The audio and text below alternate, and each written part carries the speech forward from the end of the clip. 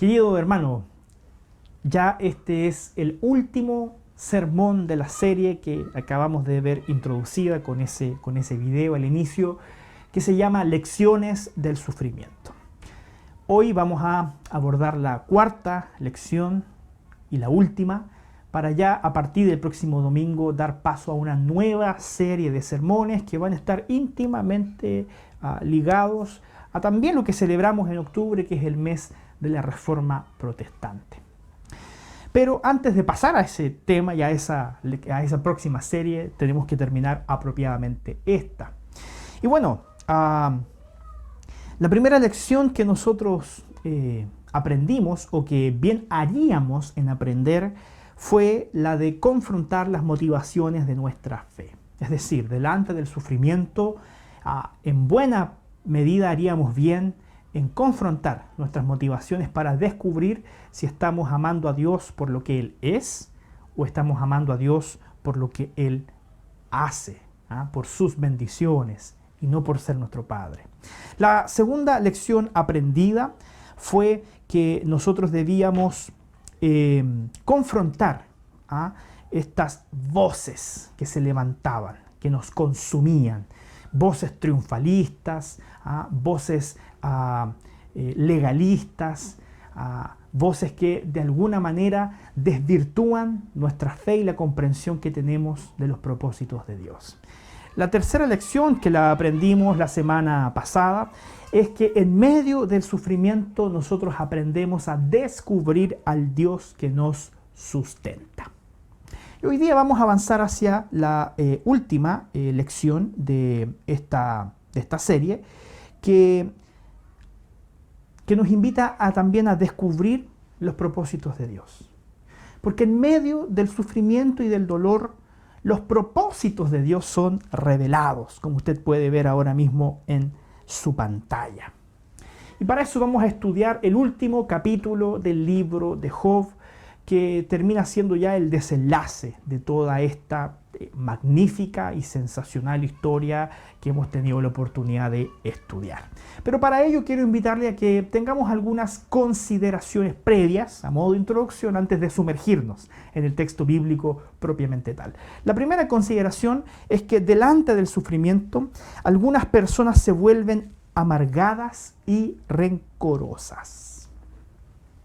Yo sé que usted, tal vez así como yo, conoce gente así. Conoce gente con un corazón amargo y con una visión de la vida más bien orientada o gobernada por el rencor. Y probablemente son personas que han tenido que enfrentar muchas luchas en su vida, personas que han tenido que enfrentar dificultades, adversidades, que han tenido que enfrentarse innumerables veces a los problemas de la vida. Pero pareciera ser que esa realidad ha hecho que ellos pierdan la alegría de vivir. Pareciera ser que enfrentarse constantemente al sufrimiento y al dolor les borró la sonrisa del rostro, les borró el brillo de los ojos. Personas que sonríen poco, personas que no logran elogiar a las demás personas, sino que pareciera ser que caminan con una nube negra sobre sus cabezas porque no son capaces de dar palabras de aliento, palabras de elogio a nadie. Pareciera ser que en la visión de ellos todo es malo, y lo que hacen en la práctica es con una ametralladora disparar críticas voraces hacia cualquier persona que se plante delante de ellos. Probablemente usted ya esté pensando, así como yo, en alguna persona que usted conoce que cumple a veces con estas características. Pero existen otras personas, como Job, que tomaron una decisión distinta, que aprendieron a ponderar sus vivencias y que aprendieron con ellas. ¿Para qué? Para madurar interiormente. Ponderaron sus experiencias, ponderaron el sufrimiento, el dolor, aprendieron de él y maduraron interiormente. ¿Sabe qué? Esa es la decisión que separa aguas delante de los problemas y de las adversidades que de alguna manera a todos nos toca atravesar.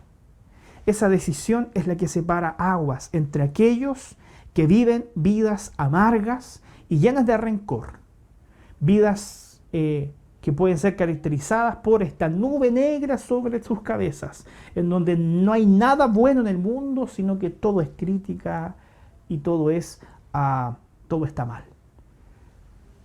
A consideración de que tal vez personas que han sufrido o atravesado por las mismas circunstancias o incluso peores, tomaron la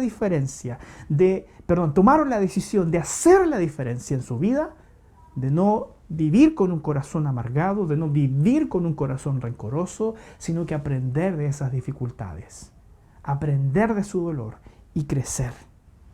Ellos tomaron la opción de crecer y de madurar. Esas consideraciones son muy importantes, hermanos, porque vamos a ver ahora en el desenlace de la historia de Job cómo este personaje que ha sido para nosotros central de esta serie pertenece a este segundo grupo. Este segundo grupo de personas que sufre y que sufre cuestiones profundas, pero que deciden no llenar su corazón de amargura ni de rencor, sino que deciden aprender de sus sufrimientos para crecer interiormente, para no perder la sonrisa ni el brillo de sus ojos, para no creer que porque a mí me tocó vivir una adversidad, todo el mundo es malo. Y vamos a verlo en el capítulo 42. Así que va a aparecer ahora en su pantalla. Usted también, si quiere, puede verlo ahí en su Biblia, destacar los textos que a usted les parezca que deben ser destacados. Siempre es bueno, no pierda temor a eso de rayar la Biblia. Es súper importante que nosotros la estudiemos y que ella sea parte de nuestro diario vivir. Dice el versículo 1 al 6 del capítulo 42 lo siguiente. Respondió Job a Jehová y dijo: yo conozco que todo lo puedes y que no hay pensamiento que se esconda de ti. ¿Quién es el que oscurece el consejo sin entendimiento? Por tanto, yo hablaba lo que no entendía, cosas demasiado maravillosas para mí que no comprendía. Oye, te ruego y hablaré, te preguntaré y tú me enseñarás. De oídas te había oído, mas ahora mis ojos te ven. Por tanto, me aborrezco y me arrepiento en polvo y ceniza.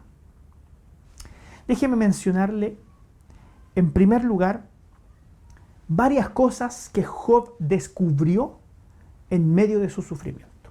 El primer punto de este sermón es cosas que Job descubrió en medio de su sufrimiento, que están relatados en estos 6 versículos. Primero, Job descubrió que Dios estaba a su lado. Que Dios estaba a su lado. ¿Sabe qué?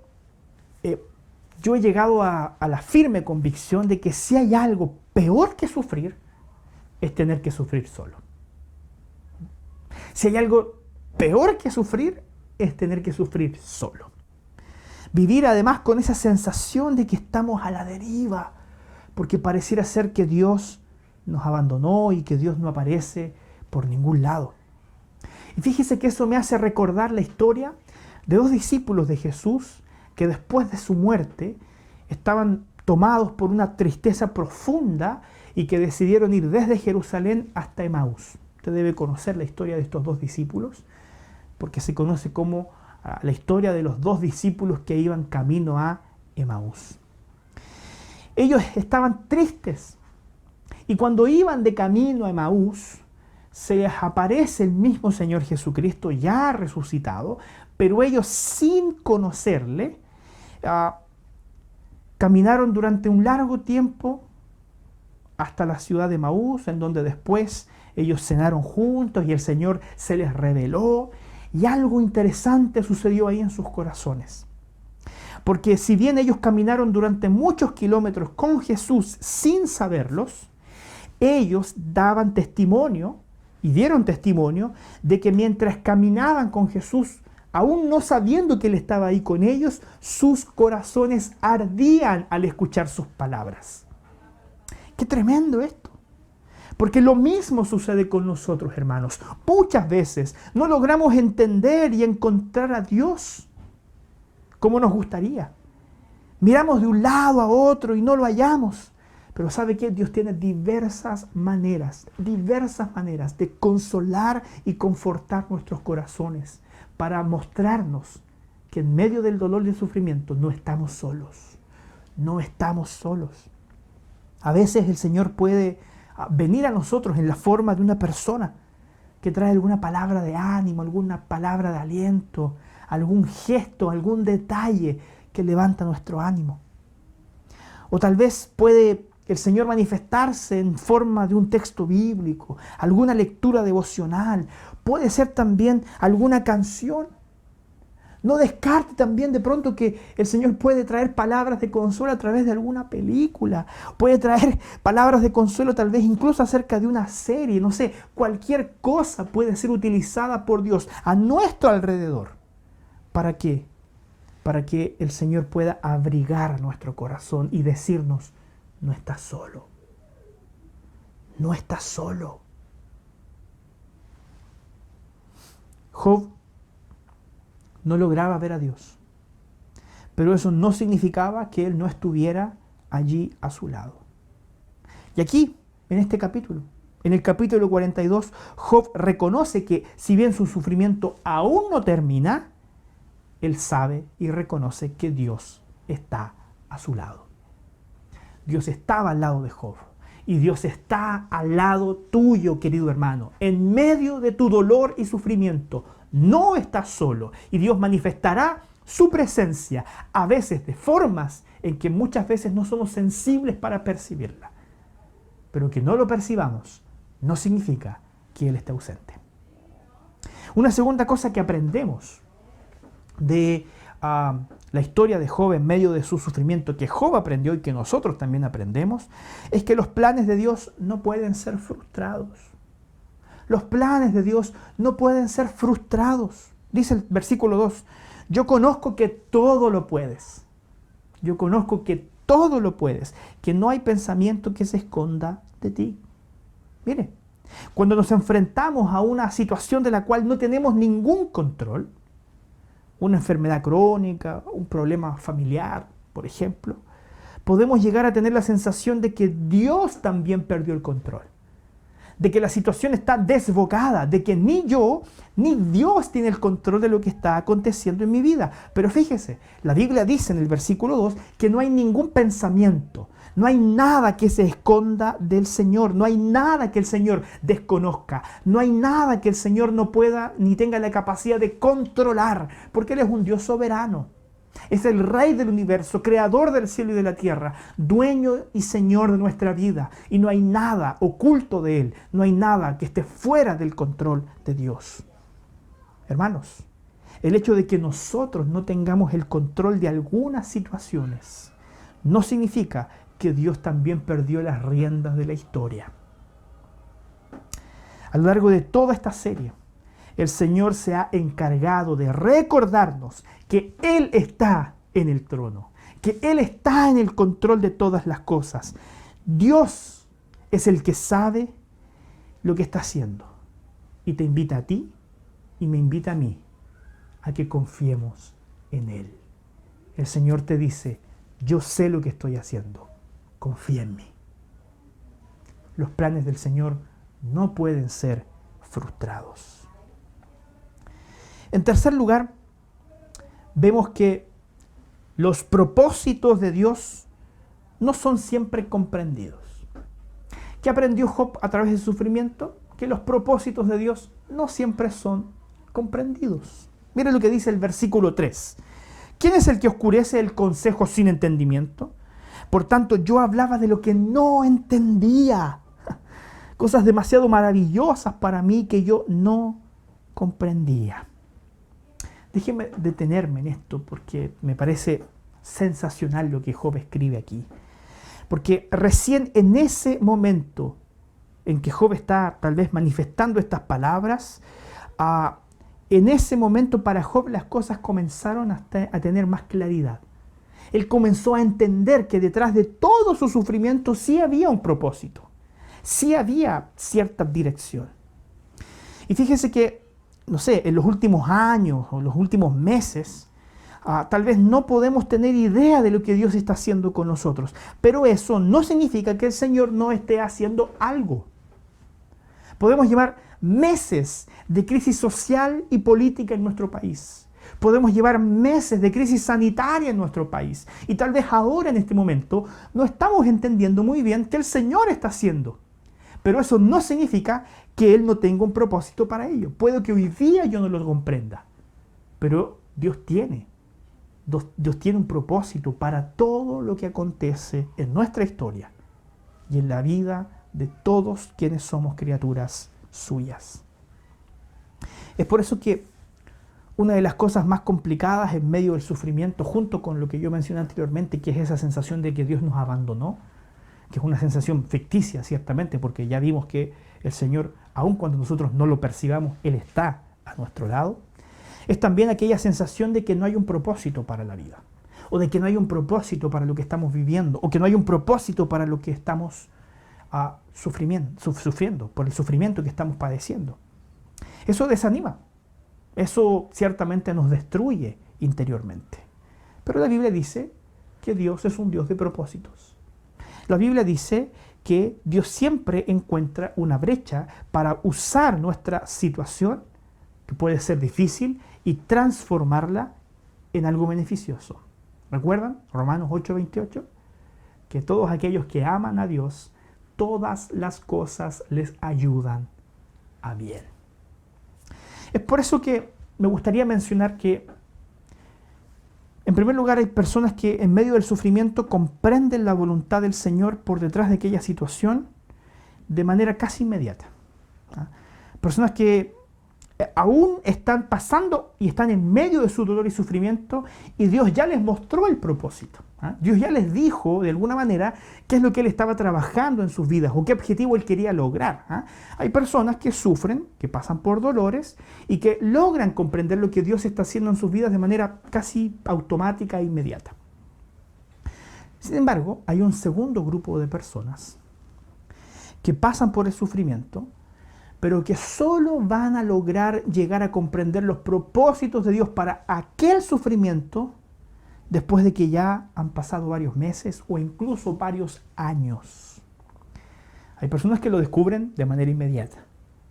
Incluso mientras están sufriendo saben por qué y saben lo que Dios quiere para ellos.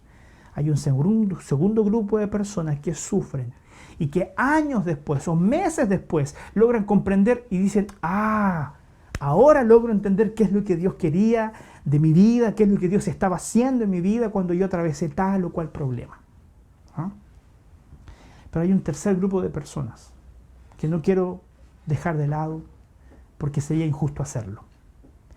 Existen personas para quienes la comprensión de los propósitos de Dios para su sufrimiento jamás serán revelados.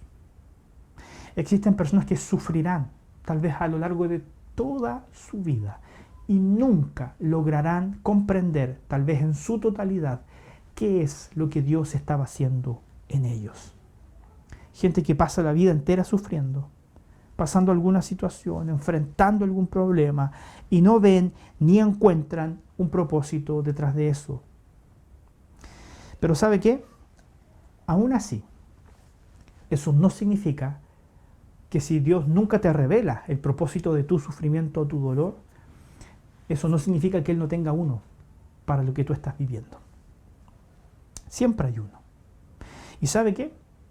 Cuando seamos capaces de cerrar nuestros ojos a esta vida y nuestros ojos sean abiertos para la vida eterna, me gusta mucho como lo dice el apóstol Pablo, todo aquello que en esta vida vemos oscuramente, cuando nuestros ojos sean abiertos a la eternidad, lo veremos con claridad.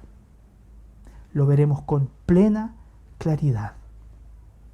Cuando Job entró en la eternidad, seguramente Job descubrió que su historia de sufrimiento fue utilizada por el Señor para dejarla como un testimonio en la misma palabra suya, en la Biblia. no sé si se imagina esta escena, con esto yo estoy especulando, ¿ah? Pero Job entró a la presencia del Señor después de que él murió, y yo me imagino cómo él debe haberse desayunado con la noticia de que Job y su historia habían sido utilizadas por Dios para dejar registro de ellas y testimonio de ellas, de ese sufrimiento, para todas las futuras generaciones. Para todas las futuras generaciones. De pronto he llegado a pensar que la esposa de Job no le gustó mucho, eso sí que la historia que ha registrada en la Biblia, pero bueno, ese es un asunto para otra serie de sermones. Pero usted me entiende, ¿cierto? Dios utilizó el sufrimiento de Job, no solamente para cumplir propósitos en su vida. Él utilizó su sufrimiento para dejar testimonio para todas las generaciones. Muchas veces lo que Dios está haciendo en tu vida no tiene necesariamente que ver con algo que Dios está haciendo en ti. Tal vez es algo que Dios está haciendo a través de ti para bendecir a otras personas. Y tal vez el sufrimiento que tú atravieses nunca vas a lograr comprenderlo. Nunca vas a lograr descubrir en plenitud cuál es el propósito que Dios tenía detrás de eso. Pero no te preocupes, no significa que Dios no tenga uno para él. Hay uno que tal vez va a disfrutar otra persona, o que tal vez otros van a ser bendecidos por lo que a ti te ha tocado vivir y experimentar. Una cuarta cosa que Job aprendió en medio de su sufrimiento es que él puede conocer a Dios de manera mucho más profunda. Él puede, y de hecho pudo, conocer a Dios de una manera mucho más profunda. Mira lo que dice el verso 5. De a oídas te había oído, mas ahora mis ojos te ven. Qué lindo texto. De a oídas te había oído, mas ahora mis ojos te ven.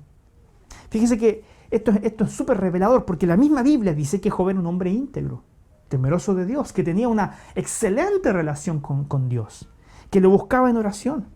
Pero también dice que el conocimiento que Job tenía acerca de Dios al inicio del libro, aun cuando era un conocimiento profundo, era mucho menor al conocimiento que él adquirió después de haber atravesado durante toda esta experiencia fatídica.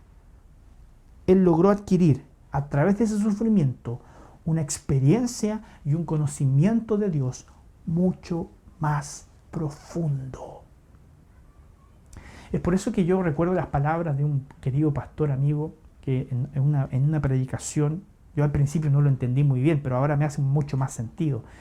Que un creyente debe preocuparse cuando su vida pareciera ser una taza de leche. ¿Por qué? Porque bueno, el Señor, yo decía, bueno, ¿acaso uno como cristiano tiene que andar buscando problemas? No, no es eso. No es eso, sino que cuando todo está bien, uno tiende a acomodarse, y la fe tiende también a acomodarse. La fe es probada, la fe es incrementada, nuestra relación con Dios es profundizada mediante las crisis, mediante los sufrimientos. Entonces, yo creo que eso lo he dicho anteriormente, lamentablemente vivimos en una cultura que busca apartar el sufrimiento de nuestra experiencia cotidiana. Y eso también pasa con nuestra espiritualidad. Queremos doparnos espiritualmente para no sentir dolor, cuando en realidad deberíamos aprender del dolor.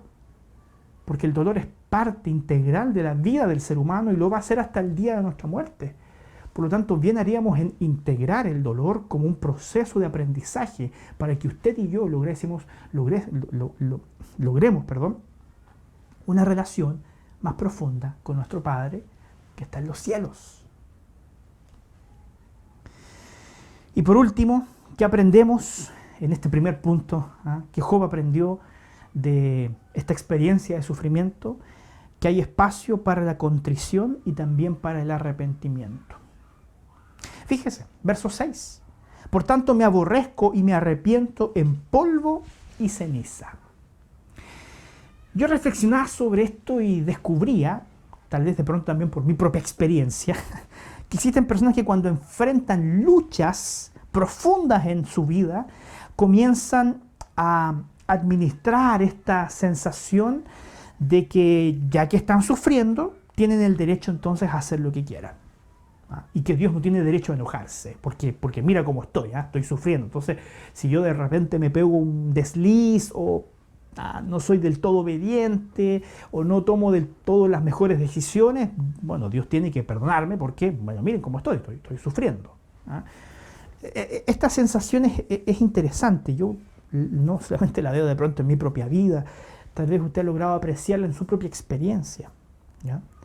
La idea por detrás de esto es que hay personas que en medio del sufrimiento creen que el sufrimiento tiene un poder meritorio. Ya que estoy sufriendo, Dios tiene que entenderme que yo haga cosas que no le agraden. El sufrimiento que enfrentamos, hermanos, no tiene poder meritorio. Y Job descubrió eso porque lo dejó registrado en este último capítulo. ¿Por qué? Porque en medio de su sufrimiento, él, en vez de justificar su pecado, en vez de decir, ok, yo estoy sufriendo, entonces Dios tiene que tolerar mis pecados porque estoy pasando una situación difícil, en vez de eso, Job, en vez de justificar su pecado, fue y se inclinó delante del Señor. Se inclinó. ¿Para qué? Para pedir perdón, para arrepentirse. Entonces la pregunta aquí que salta a la vista es, bueno, ¿de qué se estaba arrepintiendo Job? Si la Biblia misma dice que Job era un hombre íntegro, que era un hombre temeroso del Señor. ¿De qué se estaba entonces arrepintiendo? Bueno, la Biblia dice que a pesar de que él era un hombre íntegro, Job se arrepintió exactamente de aquella visión limitada que él tenía respecto de Dios. De aquella visión que le hizo incluso dedicar palabras y expresiones a Dios que podríamos calificar que estaban un poco sobredimensionadas, eran palabras exageradas y que no contemplaron en ellas el amor del Señor, que no contemplaron en ellas la bondad de Dios.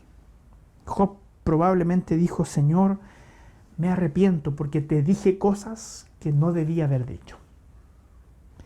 Me arrepiento de algunas actitudes que yo asumí, actitudes que no tuve que haber manifestado y te pido perdón. Porque algo que aprendió Job en su sufrimiento es que el sufrimiento no te da poder meritorio para que el Señor tolere las cosas que tú no haces bien. En medio del sufrimiento también hay ocasión para ir delante del Señor a pedir perdón por aquellas cosas que no hemos hecho bien. Y luego entramos ya al desenlace de esta historia. Y voy a leer los versos del 7 al 17 en donde se encuentran los dos próximos puntos de este sermón. Y dice así, van a aparecer los textos ahí en su pantalla. Y aconteció que después que habló Jehová estas palabras a Job, Job dijo a Elifaz temanita, mi ira se encendió contra ti y tus dos compañeros, porque no habéis hablado de mí lo recto como mi siervo Job. Ahora pues, tomaos 7 becerros y 7 carneros, e id a mi siervo Job, y ofreced holocaustos por vosotros, y mi siervo Job orará por vosotros, porque de cierto a él atenderé para no trataros afrentosamente, por cuanto no habéis hablado de mí con rectitud, como mi siervo Job. Fueron pues Elifaz, temanita, Bildad, suita, y Sofar, naamatita, e hicieron como Jehová les dijo, y Jehová aceptó la oración de Job. Y quitó Jehová la aflicción de Job cuando él hubo orado por sus amigos, y aumentó al doble todas las cosas que habían sido de Job. Y vinieron a él todos sus hermanos y todas sus hermanas, y todos los que antes le habían conocido, y comieron con él pan en su casa, y se condolieron de él, y le consolaron de todo aquel mal que Jehová había traído sobre él. Y cada uno de ellos le dio una pieza de dinero y un anillo de oro. Y bendijo Jehová el postrer estado de Job más que el primero, porque tuvo 14,000 ovejas, 6,000 camellos, 1,000 yuntas de bueyes y 1,000 asnas, y tuvo 7 hijos y 3 hijas. Llamó el nombre de la primera Gemima, el de la segunda Sesia, y el de la tercera Keren Hapuc. Y no había mujeres tan hermosas como las hijas de Job en toda la tierra. Y le dio su padre herencia entre sus hermanos.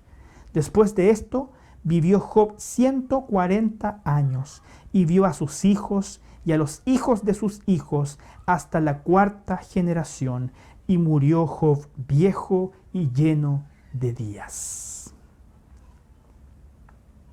Qué hermoso cómo termina este texto. Qué hermoso cómo termina esta historia con esta expresión. Y Job murió viejo y lleno de días. Es como decir, disculpe que yo lo ponga en estas palabras, ¿cierto? Es como decir, Job murió y vivió bien. Su vida valió la pena.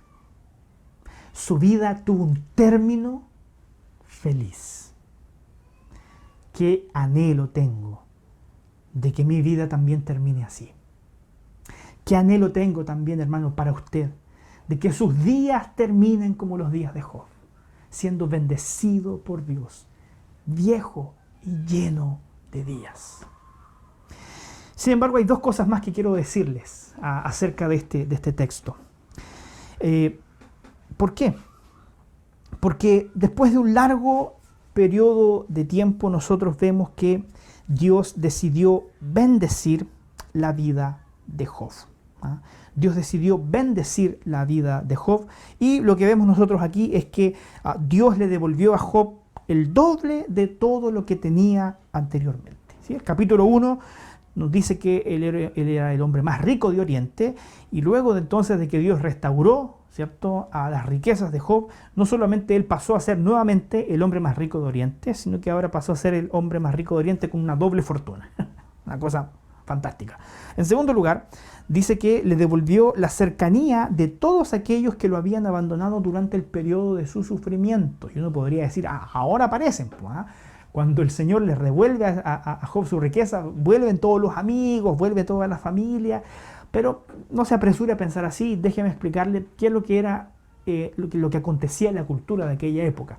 Resulta que cuando a un hombre le sobrevenían muchas dificultades, muchas pruebas, para la cultura oriental eso era prueba de que esa persona estaba como maldita, como que el Dios la estaba castigando porque había en él pecado o impurezas. Entonces la gente cercana a esas personas, por lo general lo que hacía era alejarse, alejarse de esas personas que estaban como siendo maldecidas por Dios por causa tal vez de algún pecado o algo así.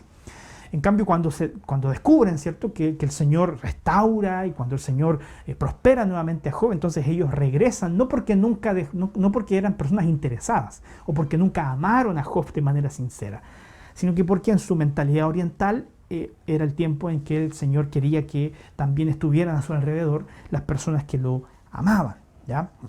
Vemos también que le devolvió la alegría de ser padre, le dio 10 hijos más, 7 hijos y 3 hijas. De hecho menciona que sus hijas eran muy hermosas y que incluso tenía cada una su nombre. Es muy interesante, ¿cierto?, que añada el nombre de las hijas y que también a ella les haya dado herencia. Claramente vemos nosotros una muestra de la justicia y del temor de Job, que también reivindicaba el valor y la posición que tenían sus hijas dentro de su familia. Bueno, pero bien, ¿qué es lo que vemos nosotros en esto? Que Dios, al bendecir a Job, no estaba haciendo algunas cosas y sí estaba haciendo otras. Entonces me gustaría partir por lo primero. ¿Qué Dios no estaba haciendo cuando Él decidió restituir o, como dice el texto, doblar la fortuna que Job tenía originalmente? En primer lugar, Dios no estaba recompensando a Job por su integridad. Esto es importante. ¿Por qué es importante? Porque hay que colocar en orden las cosas. Dios no está recompensando a Job por su integridad. Dios no está diciendo en ese momento a Job, mira, Job se mantuvo fiel, así que lo voy a premiar, lo voy a recompensar porque él obró bien y se mantuvo fiel. Esto le puede sonar un poco extraño, pero déjeme explicarlo con más profundidad. ¿Por qué? Porque Dios no trabaja bajo la lógica de la retribución. Él no añade sufrimiento porque pecamos, así tampoco como Él recompensa a nuestra vida por causa de las buenas obras. Hay gente que inmediatamente después de haber hecho algo bueno se quedan esperando, ¿cierto?, alguna retribución de parte de Dios. Ya hice algo bueno, así que ya, pues, ¿cuándo viene la bendición? ¿Cuándo viene la retribución? Desde la óptica, hermanos, de la fe reformada, hay algo muy claro sobre esto. Nosotros no hacemos buenas obras para conquistar algo de parte de Dios. Hacemos buenas obras porque ya fuimos alcanzados por la gracia de Dios. Las cosas que hacemos bien, las hacemos porque Dios primero derramó su amor y su gracia sobre nosotros mediante la obra de su Hijo Jesucristo. Y no le quepa duda alguna que todos los sacrificios y holocaustos que Job ofrecía en favor de sus pecados eran una prefiguración de la obra de Cristo en la cruz, como el Cordero inmolado, como el Cordero perfecto, quien se sacrificó para que sus pecados, para que mis pecados y para que los pecados de Job fueran perdonados. Por lo tanto, Dios no nos recompensa por nuestras buenas obras. Ellas son, como dice Santiago, un fruto de una fe que es puesta en nosotros por obra y gracia de Dios. Nunca piense que si usted logra soportar bien el sufrimiento, Dios tiene el derecho de, si usted se mantiene fiel, Dios tiene no solamente el derecho, sino que la obligación de retribuirle y bendecirlo y prosperarlo. Pensar así sería arriesgado. ¿Qué no estaba haciendo Dios al restituir a Job en su condición original? Tampoco le estaba restituyendo un derecho que le fue quitado. Esto es importante, como que Job tenía un derecho que le fue arrebatado y por lo tanto después de ese periodo de sufrimiento Dios le restituyó ese derecho. Ya habíamos conversado un poco hace un par de sermones atrás sobre esta corriente teológica que afirma que cuando las cosas no salen como queremos, tenemos todo el derecho de ir delante de la presencia de Dios para declarar, para decretar que nuestros caprichos sean cumplidos, porque los percibimos como derechos propios. Hay gente que percibe que sus caprichos son un derecho y que Dios tiene la obligación de hacerle realidad esos caprichos y esos deseos.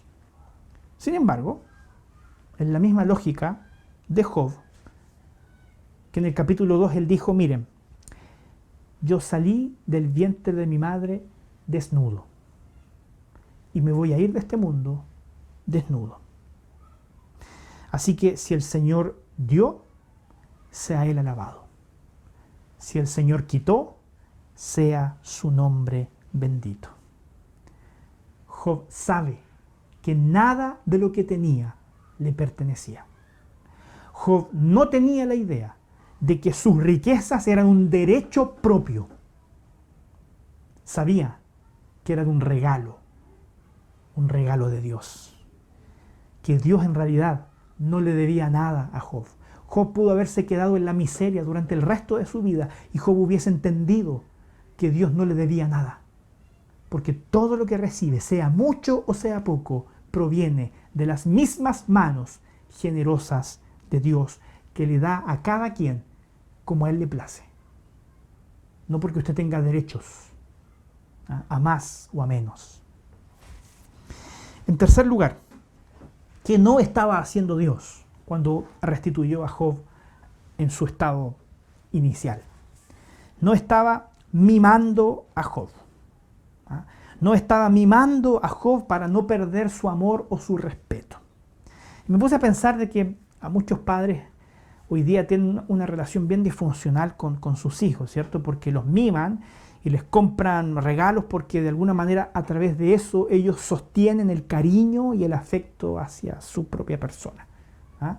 Y de alguna manera también eso sirve para compensar a veces que como padres no somos muy presentes, de que nos equivocamos mucho, ¿cierto? Porque no estamos muy comprometidos con esta labor. Entonces, como para compensar mi negligencia, le compro todas las cosas que el niño o la niña quiera para que así me siga queriendo y me siga amando. Eso se ve mucho hoy día, lamentablemente. ¿Y por qué? Porque muchos padres harían lo que fuera necesario para sentirse amados por sus hijos. Sin embargo, Dios es muy distinto a nosotros.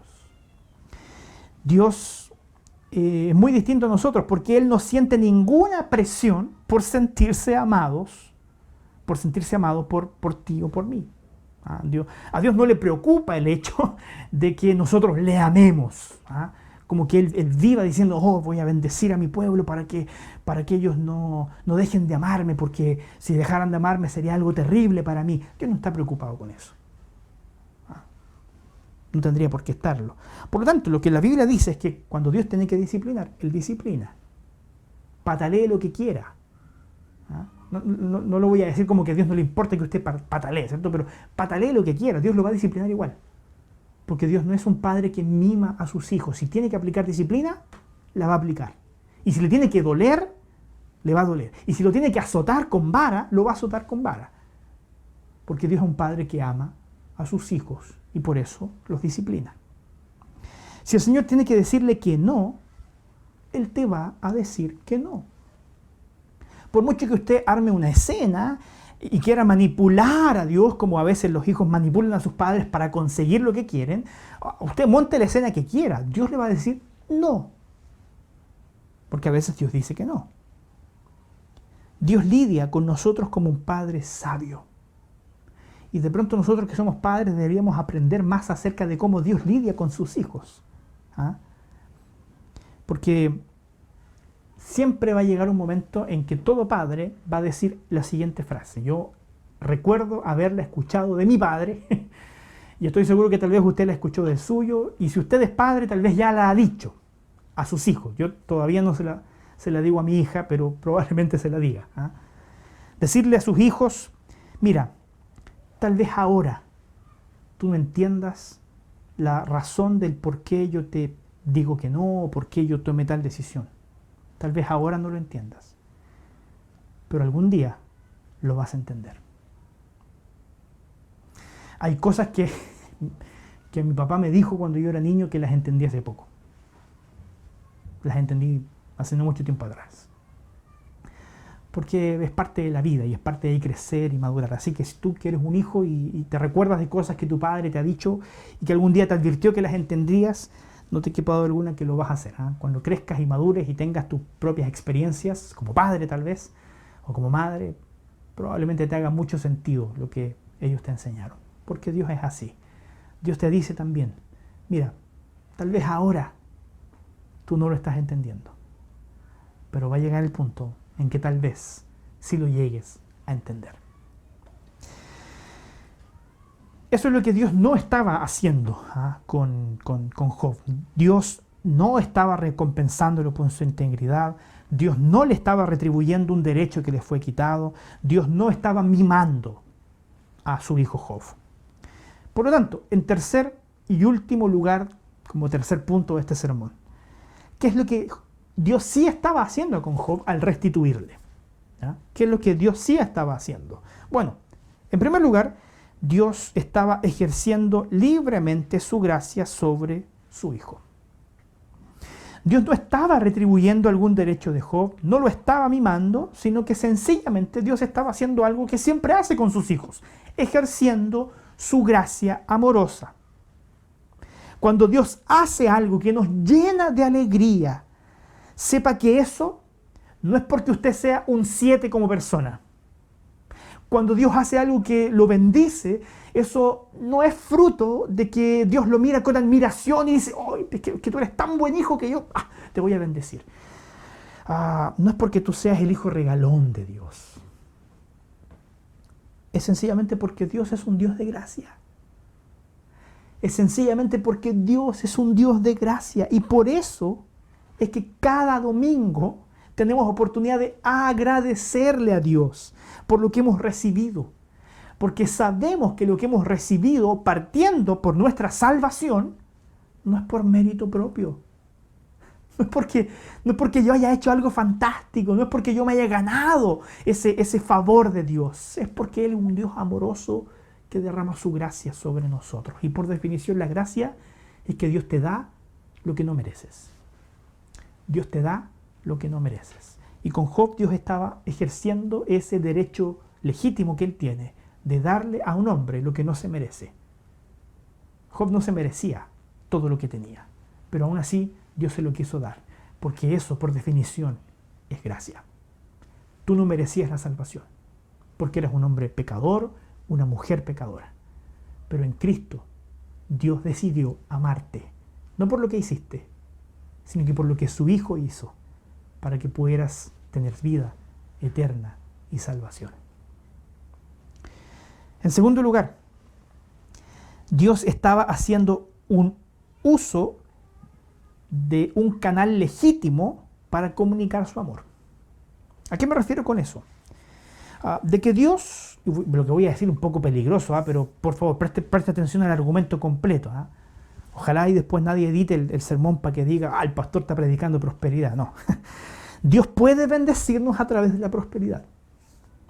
Dios puede bendecirnos a través de la prosperidad. Él puede llenar de bienes nuestra vida como fruto de su bendición. Él puede hacerlo.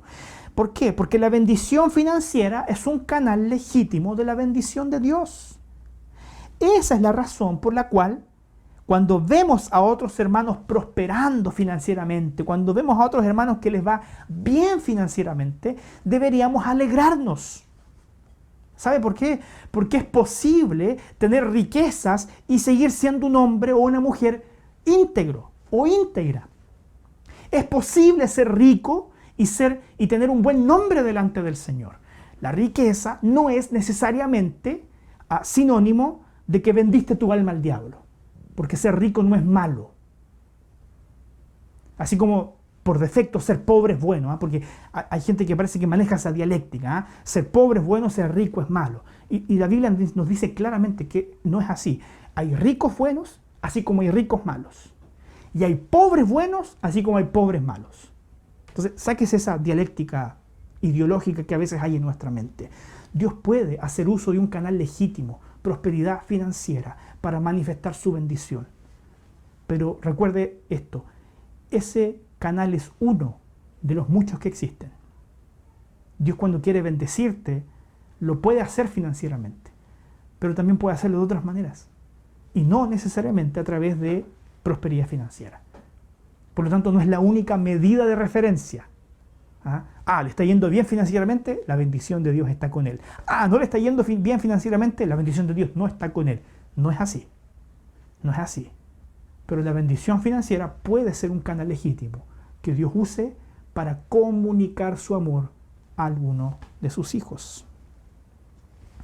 Y por último, y no menos importante,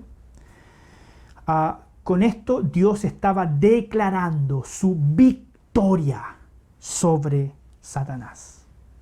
Dios estaba declarando su victoria sobre Satanás. ¿Usted cree que me había olvidado de Satanás? ¿Que hablamos de él en el primer sermón? No me olvidé de Satanás. ¿Por qué? Porque en el inicio de esta historia Satanás tuvo un papel muy preponderante, ¿cierto? Porque él tenía una tesis. Él se presenta delante del Señor y él tenía una tesis. ¿Cuál era esa tesis? Señor, Job solamente es íntegro y tiene temor de ti porque tú le has rodeado de bendiciones. Tesis de Satanás, ¿cierto? Él te ama, él tiene temor de ti porque tú le has dado todo en la vida. Entonces, en la opinión de Satanás, Job era un hijo mimado. En la opinión de Satanás.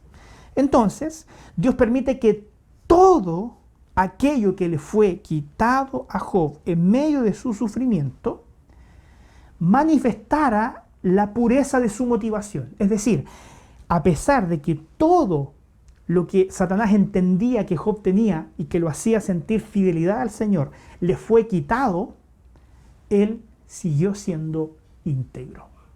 Él siguió manteniendo su relación con Dios. Por lo tanto, cuando Dios restituye, ¿cierto?, la condición de Job, tal vez de manera mejorada a su estado original, con eso Dios estaba celebrando su victoria. Dios estaba celebrando su victoria, mostrando a todos que es posible que nos relacionemos con Dios, no solo por lo que Él hace y por lo que Él nos da, sino por lo que Él es para nosotros, nuestro Padre, nuestro Salvador, aquel que le da propósito y dirección a nuestra vida. Bendecir a Job con el doble de lo que tenía fue una forma de mostrarle a Satanás y decirle, perdiste. Perdiste. ¿Y sabe qué? Por eso Job es una sombra de Cristo. Porque Dios en Job le demostró a Satanás que él estaba derrotado, que sus planes iban a ser frustrados y que su visión iba a ser destruida. En Cristo Jesús, nuestro Salvador, Dios también le dijo a Satanás: estás derrotado, porque Cristo pisó la cabeza de la serpiente, conquistó la muerte, y aquello que nos había separado de Dios ya no era un problema, porque Él había acercado y había cruzado ese abismo que nos distanciaba de Él. Y con nuestra salvación y con la victoria de Cristo en la cruz, Dios también le estaba diciendo a Satanás: perdiste. Perdiste. Quiero dejarle algunos desafíos como cada semana para que piense y para que practique. ¿Cuál es el primero? Con el objetivo de nutrir una espiritualidad bíblica, no se alimente de los consejos de aquellos que valoran más la prosperidad que la intimidad con Dios. ¿Quiere tener una relación más íntima con el Señor? No mida la bendición de Dios solamente mediante la prosperidad financiera, o no solamente financiera, laboral, de salud física. Recuerde, no siempre, cuando todas las cosas van bien, tenemos la oportunidad de profundizar nuestra relación con Dios. Utilice todas sus dificultades, todos sus sufrimientos, todos los tiempos de crisis para ir más profundo en su relación con Dios. Segundo, con el objetivo de ejercitar una espiritualidad basada en la persona de Dios y no en los regalos de Dios, hágase el hábito de compartir con otros su bendición. A fin de que su relación con Dios no se manifieste basada únicamente en las cosas que Dios le dio, aprenda a compartirlas. Tenga un corazón desprendido de las bendiciones de Dios. Porque su motivación no está en ella, ¿cierto? Su motivación está en amar a Dios por lo que Él es. Entonces, si esa es su motivación, entonces aprenda a desprenderse de las bendiciones de Dios, porque ellas pueden transformarse en ídolos en nuestro corazón. Y por último, con el objetivo de enfrentar momentos de lucha y sufrimiento, desarrolle las disciplinas espirituales a fin de estrechar su vínculo con Dios. Desarrolle sus disciplinas espirituales. Busque al Señor en oración. Lea su palabra. Congréguese. Confiese sus pecados. Adore al Señor. Viva una vida espiritual plena. Disfrute de quien Dios es, incluso en medio del dolor y su sufrimiento. Porque en medio del dolor y su sufrimiento, la última lección que hemos aprendido o que deberíamos aprender es a que los propósitos de Dios siempre son revelados a nosotros. Tal vez no en este momento, tal vez no en esta vida, tal vez en la otra, pero para Dios todo tiene un santo, justo y buen propósito. Que el Señor te bendiga. Quiero orar por ti. Quiero orar por ti y es por eso que quiero invitarte a que inclines en este momento tu rostro y puedas acompañarme en la siguiente oración. Señor, estamos sumamente agradecidos. Sumamente agradecidos, Señor, porque nos has mostrado una verdadera parábola viviente en esta historia de Job. Te agradecemos, Señor, porque a través de su historia, de la historia de Job, también encontramos fuerzas para continuar atravesando el desierto que nos ha tocado vivir y que nos intenta abatir. Crisis social, crisis política, crisis económica, crisis sanitaria, crisis moral.